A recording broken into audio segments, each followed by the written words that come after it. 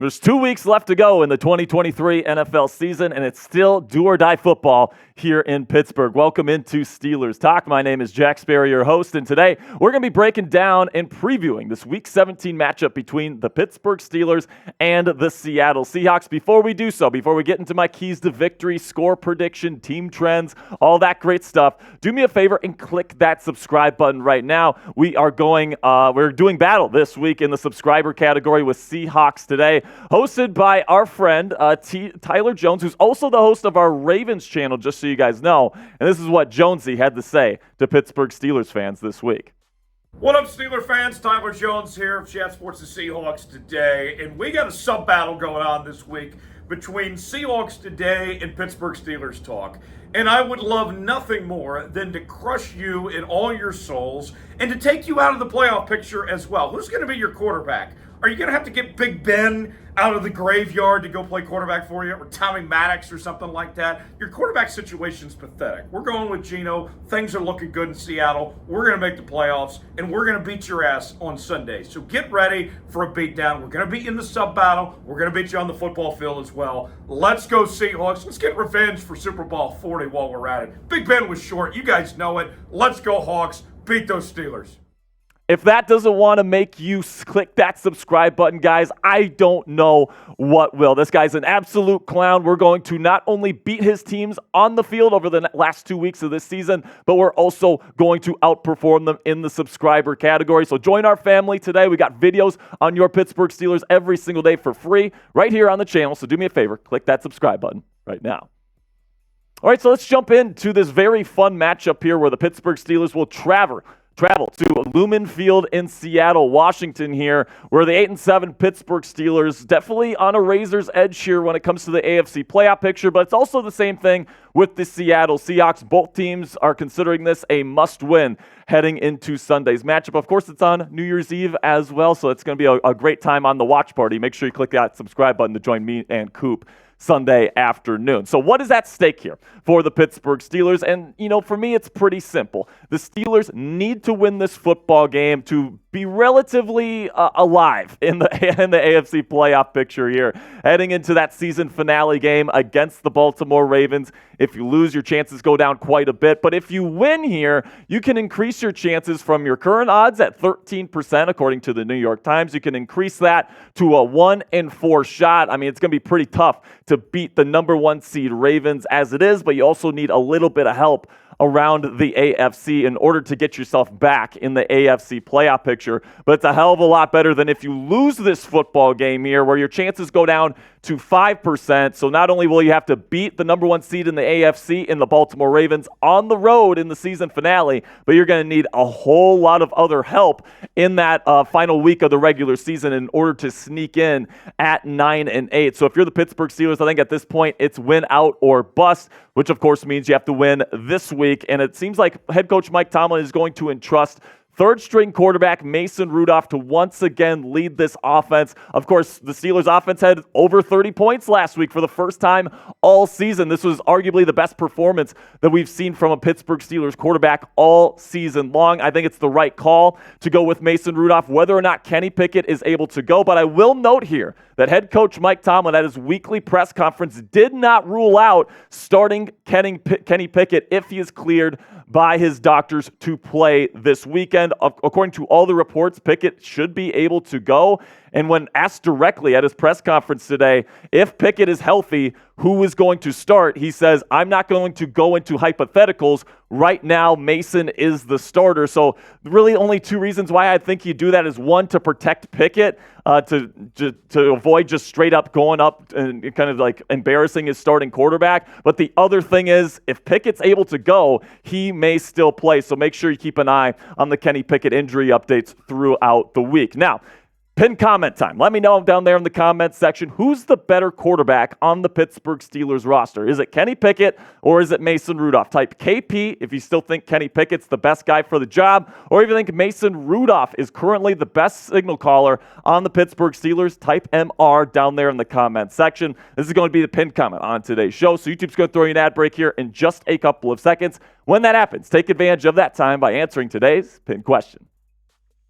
So along with Pickett here, let's go over the Steelers injury report as reported by Mike Tomlin at his press conference on Tuesday. Of course, Pickett questionable with that ankle going into the week. Landon Roberts, who injured his pec last week against the Cincinnati Bengals, he will be out. Expect Myles Jack to step in with that green dot and kind of play the same role he had last week. Minkah Fitzpatrick and Trenton Thompson, two safeties for the Pittsburgh Steelers that have played very well this year. Of course, Minkah, a former All-Pro. Both of those guys are questionable with a knee and stinger, respectively. Now let's shift over to the Seattle Seahawks here and kind of go over what we can expect from this football team on Sunday. Of course, their head coach, longtime head coach here, Pete Carroll, Super Bowl champion here in Seattle. They run a third-generation West Coast offense, so think Kyle Shanahan, 49ers, think Los Angeles Rams, Sean McVay. Shane Waldron was the former quarterbacks coach there under Sean McVay. So very similar system here. Lots of outside zone running schemes, lots of play action, lots of flood concepts, that sort of stuff.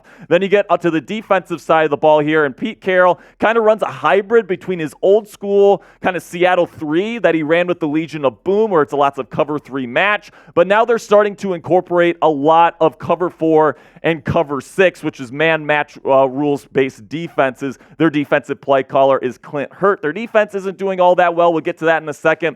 But their offense here also, I would say, is probably a little bit overrated, especially because they've got really good wide receivers that we'll talk about later in today's show, but only 19th in points per game, 22nd in yards per game, and there's really no offensive category that they really thrive in other than they've only given up the football 16 times, which is the only metric on this list that is within the top 10. And as far as how they match up with the Pittsburgh Steelers here, their offense versus the Steelers defense, I mean, Pittsburgh's had a pretty darn good season defensively, holding teams to under 20 points per game. They're turning the ball over at a nice rate as well. So right now, I would say you could probably expect Seattle to score about 20 points, but given the way Pittsburgh's holding teams to under 20 points, could be closer to 16 or 17 as well. Now we shift to the defensive side of the ball, and it's probably even worse here. I mean, that third down percentage, second worst in the National Football League right now, so I think the Steelers will be pretty successful on third down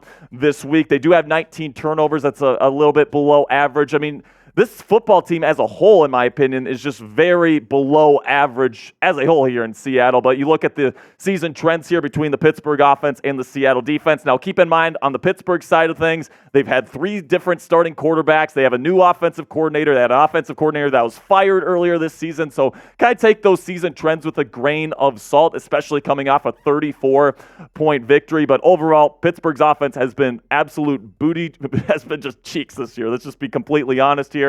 But I really do think that Pittsburgh's going to have a shot in this one. We'll talk about that later. But the trends would predict here, if you take all the numbers and you kind of compile them, they would tell you that the Seahawks will win a close one this week by a final score of 21-20. So that's like, what, a last-second field goal for Seattle at home. So I'm going to let you know in just a second my official score prediction here. It's a little bit different, but before I get into that, we're going to be going over our sponsor read here in just a second. Also, coming up right after that, still to come, keys to victory versus the Seattle Seahawks. I got 5 of them for you guys. And then also we got the Geno Smith scouting report coming up here in about 2 minutes. But first, let's have a word from our sponsor here at PrizePicks. Go to prizepicks.com/CLNS and use our code CLNS for a first deposit match up to $100 today. If you want to spice up your game days this NFL season, you can get started with PrizePicks, which is a skill-based, real money daily fantasy sports game. You might be asking yourselves, Jack, how does daily fantasy sports work? Well, here's how. You pick 2 to 6 players,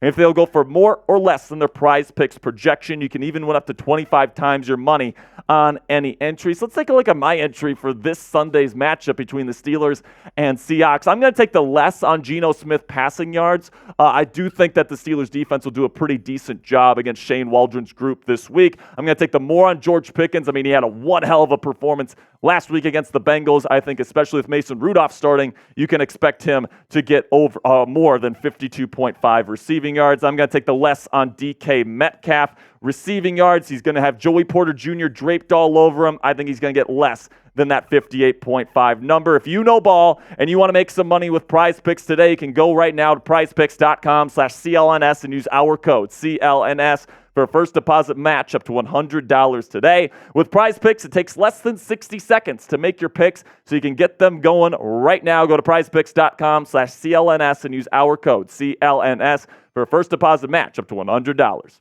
today.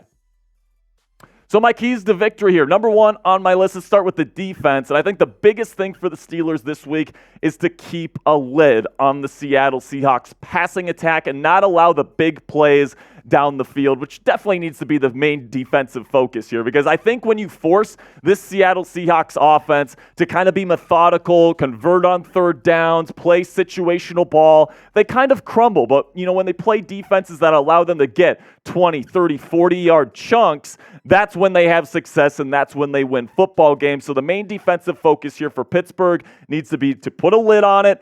Don't let DK Metcalf beat you deep for a 50-yard touchdown and really force them to get those 4, 5, 6-yard chunks and convert on third down. You look at my scouting report here on Seattle Seahawks quarterback Geno Smith. I think he's somebody that's definitely underrated by some and also overrated by many as well. He's got the arm strength. He's got all the arm strength you look for, man.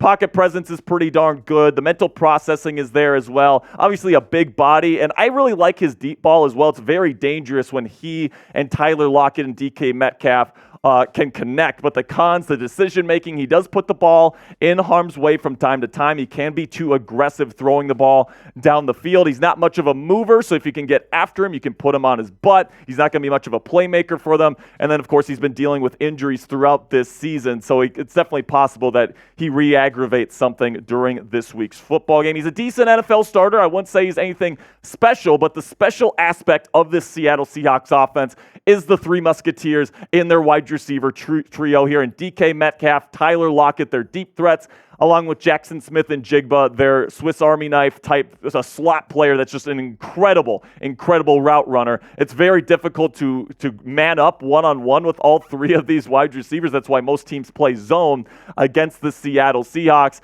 And it's definitely no secret that the Steelers are banged up in the secondary right now. If Minkah Fitzpatrick and Trenton Thompson are unable to go this week, this is what the starting secondary is going to look like for your Pittsburgh Steelers. You got Levi Wallace and Joey Porter Jr. on either side. At corner, you got Chandon Sullivan as the nickel. Patrick Peterson had his first full week of being a free safety last week. Actually went pretty well. And then Eric Rowe, of course, got an interception last week as well in his first game starting for the black and gold. I think the key matchup to look out for here is the number one corner for the Steelers, Joey Porter Jr. versus DK Metcalf, the number one wideout for the Seattle Seahawks. Right now, Joey Porter Jr.'s PFF grade is a little bit lower, but I think that's because he's the second highest penalized corner in the league. When it comes to the actual coverage grade, he is actually fantastic. He's grading among the highest in the league in that category, so I'm very excited to see how the rookie performs against one of the better deep threats in the league in DK Metcalf.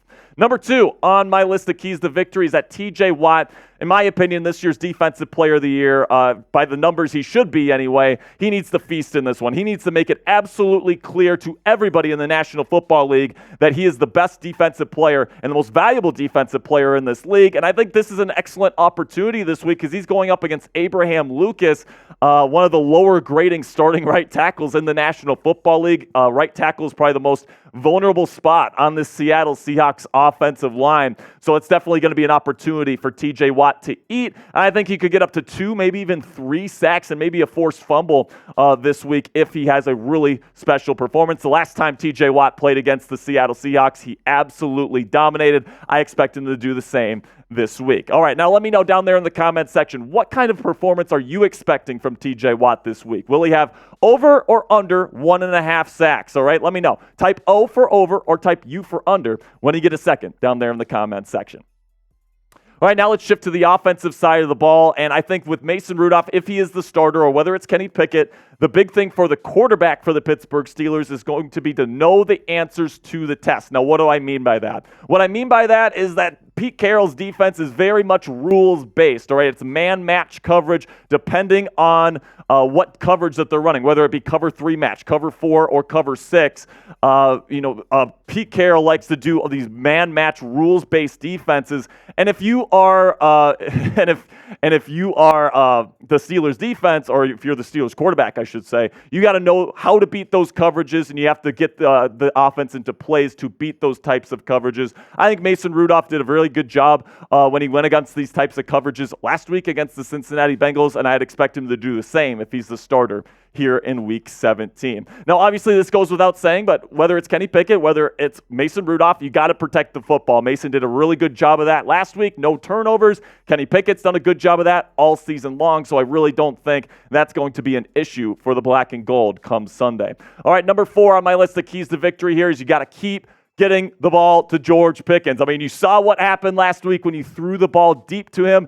Good things happen when you get it to him in the middle of the field. He's great after the catch. George Pickens is a top 10, arguably top 5 wide receiver talent in the National Football League today. If you're not targeting this guy at least 8, 9, maybe even 10 times in this football game, you are not utilizing him in the right way. And listen, man, I understand. Seattle, after that performance that he put up last week, 195 yards on just 4 catches and 2 touchdowns, Seattle's probably going to be double covering him. They're going to be doing whatever they can to slow down George Pickens this week.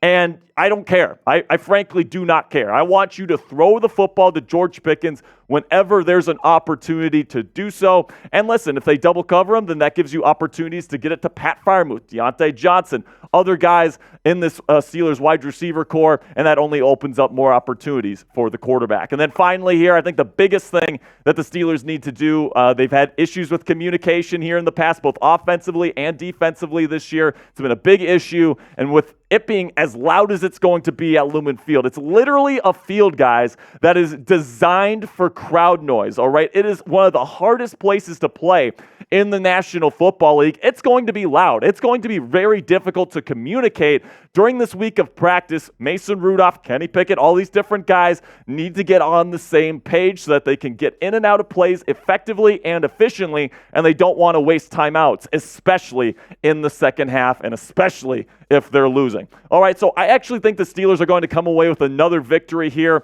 I've been saying over the last probably last week and a half or so, that I do think the Steelers have a decent chance to win out here, especially with the Ravens. If they beat the Miami Dolphins, they are probably not going to be playing their starters for Week 18. So I really think this week is going to be the crux of the Pittsburgh Steelers 2023 season, and I do think they pull out a relatively close one here with Mason Rudolph as their starting quarterback, 27-24, Steelers win, and they improve to 9-7 on the season with 1 game left to go. All right, now it's your turn. Let me know down there in the comment section. Share your score prediction for Steelers versus Seahawks down there in the comments. Can't wait to see how you're feeling going into this week's matchup after last week's win.